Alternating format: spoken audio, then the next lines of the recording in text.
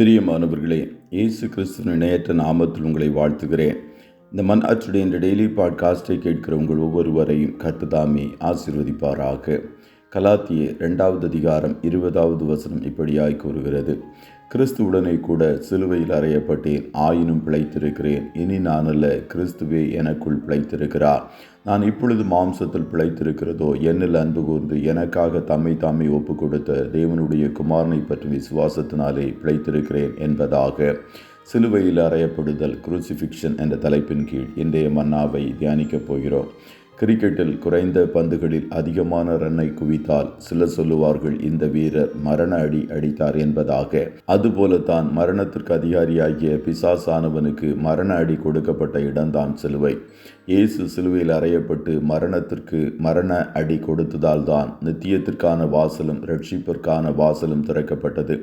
தேவாலயத்தின் திரைச்சீலை கிழிக்கப்பட்டு தேவனோடு நெருங்கி ஜீவிக்கும் கதவு நமக்கு திறக்கப்பட்டது.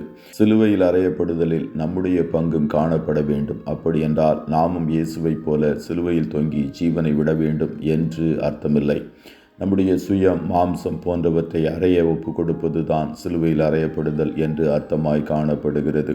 சபையில் பல வருட கிறிஸ்தவர்களாக இருந்தாலும் சுயம் சாகவில்லை என்றால் சிலுவையில் அறையப்படுதலில் நீங்கள் இன்னும் பங்கடையவில்லை என்றுதான் அர்த்தம்.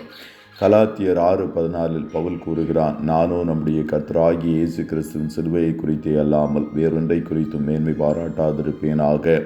அவரால் உலகம் எனக்கு சிலுவையில் அறையுண்டிருக்கிறது, நானும் உலகத்திற்கு சிலுவையில் அறையுண்டிருக்கிறேன். அதாவது நம்மை சுற்றியுள்ள உலகம், உலகத்தின் ஆசை, உலகத்தின் கவர்ச்சி, உலகத்தின் ஆடம்பரங்கள், உலகம் காட்டுகிற நயவஞ்சகம், உலகம் காட்டுகிற பொழுதுபோக்குகள், கேளிக்கைகள் போன்றவற்றை வெறுத்து கிறிஸ்து காட்டுகிற வழியில் நடப்பதும் கிறிஸ்துவை மேன்மை பாராட்டுவதும் தான் சிலுவையில் அறையப்படுதல். ரோமர் 6:6 கூறுகிறது, நாம் இனி பாவத்திற்கு ஊழியம் செய்யாதபடிக்கு பாவ சரீரம் ஒழிந்து போகும் பொருட்டாக நம்முடைய பழைய மனுஷனை அவரோடே கூட சிலுவையில் அறையப்பட்டதென்று அறிந்திருக்கிறோம் என்பதாக.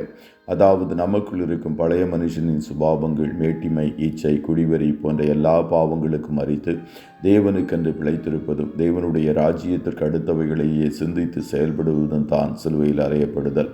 கொலோசையர் 2:15 கூறுகிறது, துரைத்தனங்களையும் அதிகாரங்களையும் உரிந்து கொண்டு வெளியரங்கமான கோலமாக்கி அவைகளின் மேல் சிலுவையிலே வெற்றி சிறந்தார் என்பதாக. அதாவது நமக்கு கீழிருக்கும் எல்லா பொல்லாத துரைத்தனங்கள், அதிகாரங்களை முறியடித்து ஜீவிப்பதே சிலுவையில் அறையப்படுதல். இப்படி இயேசுவோடு சிலுவையில் அறையப்பட்ட வாழ்க்கை வாழ்ந்தால் எபேசியர் 1:3 கிறிஸ்துவுக்குள் உன்னதங்களிலே ஆவிக்குரிய சகல ஆசீர்வாதத்தினாலும் நம்மை ஆசீர்வதித்திருக்கிறார் என்பதை தேவஜனங்கள் அறிந்து கொள்ள வேண்டும். அதாவது சிலுவையில் அறையப்பட்டால் நமக்கு மேலே இருக்கும் சகல ஆசீர்வாதமும் நமக்கு கிடைக்கும். ஆகையால் நம்மை சுற்றியுள்ள உலகத்தையும் நமக்குள் இருக்கும் பழைய மனுஷனையும் நமக்கு கீழிருக்கும் துரைத்தனங்களையும் சிலுவையில் அறைந்தால் நமக்கு மேலிருக்கும் சகல ஆசீர்வாதங்களும் கிடைக்கும். கர்த்தர் தாமே உங்கள் ஒவ்வொருவரையும் ஆசீர்வதிப்பாராக. ஜெபம் செய்வோமா? நல்ல தகப்பனே, உம்மை நன்றியோடு துதிக்கிறோம். இந்த மன்னாச்சுடைய இந்த டெய்லி பாட்காஸ்டை கேட்கிற முடிய பிள்ளைகள் ஒவ்வொருவரையும் ஆசீர்வதியும். அப்பா, நாங்கள் உம்மோடு சிலுவையில் அறையுண்ட ஒரு ஜீவியம் செய்ய எங்களுக்கு உதவி செய்வீராக.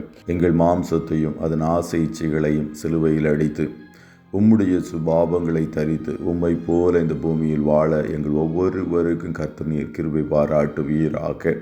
இன்றைய தினம் உம்முடைய பிள்ளைகள் கையிடுகிற எல்லா வேலைகளையும் ஆசீர்வதியும், போக்கிலும் வரத்திலும் உடனிரும், கண்மணி போல காத்தருடும். ஆட்டுக்குட்டியானவருடைய இரத்தத்தின் பாதுகாப்பிற்குள்ளாய் உம்முடைய பிள்ளைகளை கொடுத்து இயேசுவின் நாமத்தில் வாழ்த்தி ஜெபிக்கிறோம் நல்ல பிதாவே.